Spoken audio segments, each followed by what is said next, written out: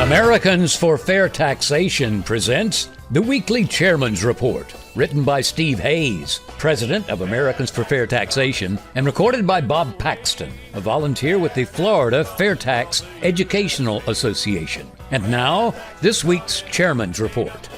Hello, I'm Bob Paxton with the AFFT Chairman's Report for Friday, July 8th, 2022. Millions of destroyed tax forms deal the reviled IRS a fresh black eye. That's the title of an article that appeared in Bloomberg Tax on May 13th, 2022.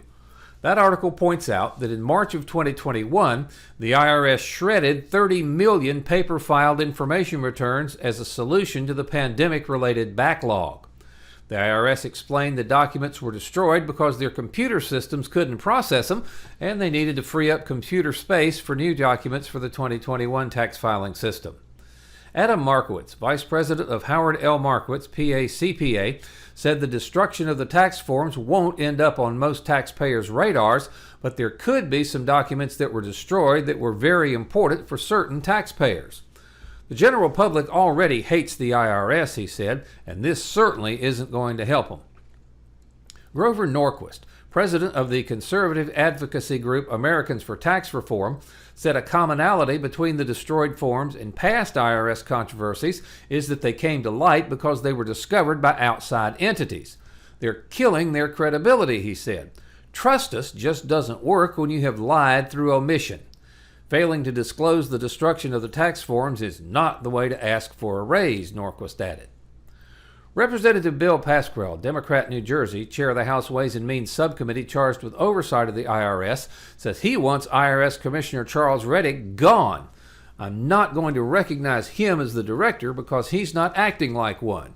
What are you going to do? After the problem, jump up and down and say, we need $20 billion? Pascrell told Bloomberg Tax, we already put money in there, and I don't know how they're spending it. Now let's look at the May 17, 2022 GAO report. There's an article from accountingtoday.com that states, in recent years, the IRS audited taxpayers with incomes below $25,000 and those with incomes of $500,000 or more at higher than average rates. However, audit rates have dropped for all income levels, with audit rates falling the most for taxpayers with incomes of $200,000 or more. IRS officials blamed the decline in audit rates on staffing decreases and the fact that it takes more staff time and expertise to handle the complex higher income audits. According to IRS officials, those type of audits are usually more complex and require staff review. Lower income audits are typically more automated, allowing the IRS to continue performing such audits even with fewer staff. Auditing requires auditors to properly respond to taxpayers with increasingly complex business and investment activities, wrote Douglas O'Donnell, Deputy Commissioner of Services and Enforcement at the IRS, in response to that report. Greater complexity requires greater sophistication and skill, as well as applying more time to perform the necessary review of information and to properly apply the law. The more complex the audit, the more time is required of our most experienced auditors and others involved. The IRS has lost many thousands of employees to attrition, including those with the most sophisticated skills, and we've been unable to replace them due to shrinking appropriations. House Ways and Means Oversight Subcommittee Chair Bill Pascrell of New Jersey said the findings by the GAO on IRS auditing rates are another five-alarm fire bell for our national tax system. Pascrell said in a statement on Tuesday, over the last decade, accountability for the wealthiest tax cheats has plummeted so far that it almost hits the floor. Looking at the numbers, a tax filer making less than $25,000 a year is more than twice as likely to be audited as someone with between $200,000 and $500,000 in income. I worry that well-off taxpayers are not going to be pursued at the rate things are going. In conclusion, it's been almost 2 months since this information about the IRS shredding all of these documents and not having the trained personnel to perform audits of higher income returns all came to light. Now, instead of looking at what is plain to all of us outside D.C., the income payroll tax system is broken beyond repair, Congressman Pascrell blames IRS Commissioner Rettig and the other IRS employees. The congressman believes that any problems with the income payroll tax system can be remedied if the IRS just did its job. The IRS claims that in order to have any chance of handling all of their responsibilities properly, it needs billions of dollars to totally revamp their computer systems and hire and train enough people to do the job. But even if they get it, there's no guarantee that the steadily rising level of illegal tax evasion will decline or that the IRS will provide better service. Does anyone who doesn't have a vested interest in the present income payroll tax system think that the IRS can be saved by just pouring more money into a terminally wounded agency?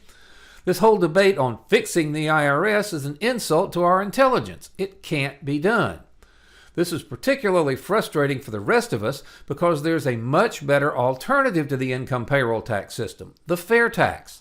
The FAIRtax is a consumption tax that's paid anonymously at the cash register when you make retail purchases of new goods and services. Now, the following facts about the FAIRtax are indisputable.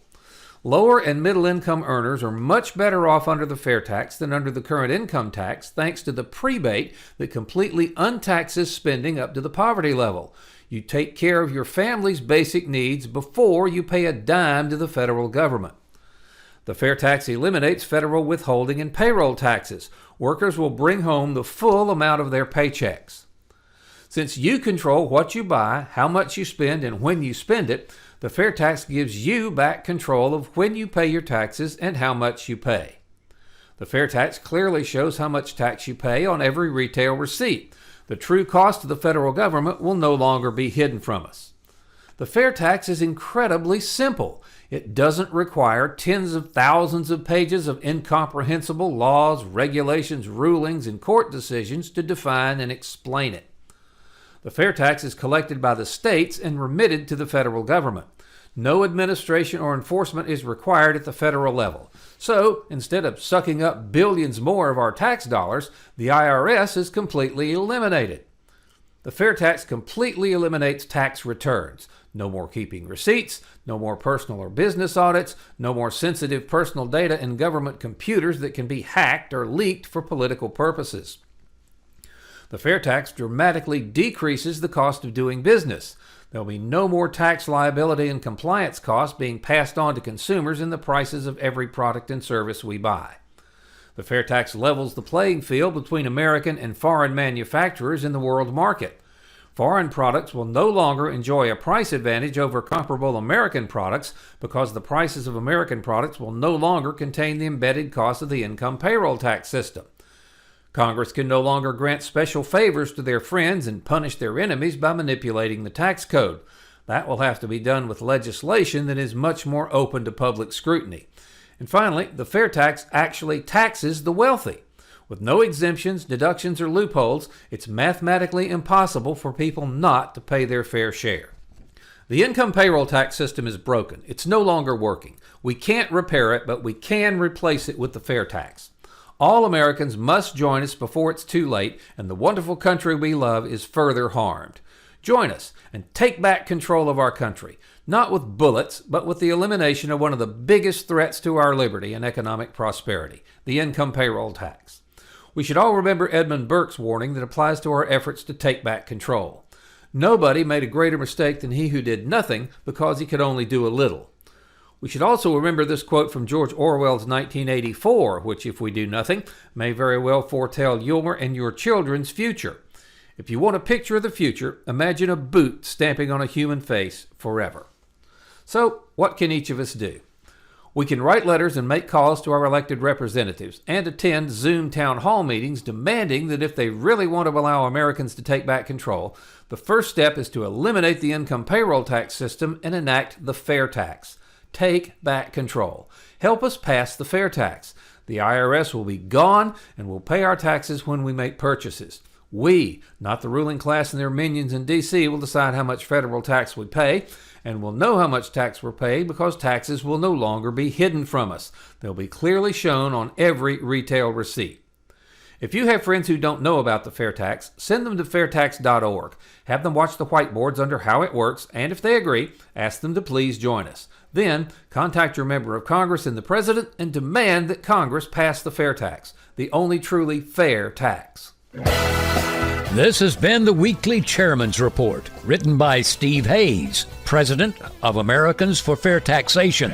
Check back every week for news and information about the fair tax, and learn why the fair tax should replace our antiquated federal income tax system. If you'd like to receive a copy of the Chairman's Report in your inbox every week, sign up at FAIRtax.org.